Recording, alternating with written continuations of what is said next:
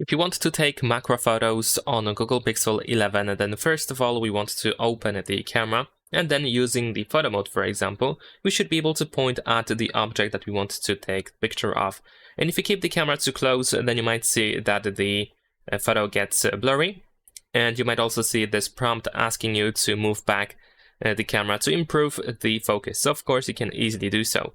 Besides that, in the upper left corner you can find this flower icon, which is the indicator that you are using the macro mode, and it seems to be automatic. I'm not sure if we can actually turn it off. At least I cannot really find anything that allows us to turn it off. Even tapping on it doesn't do anything. So it seems that it is fully automatic. But of course, if you want to take a picture that is, for example, closer, let's say to this wheel that I have over here, then while keeping the distance between the subject and the camera, you can also use zoom, and you can just simply zoom in. Of course, you need to try to use as little zoom as possible, because the more zoom you use, the worse quality of the picture is going to be.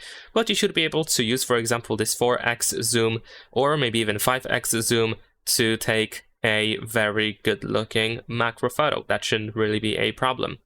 And there we go. That is pretty much it. Leave a like and subscribe.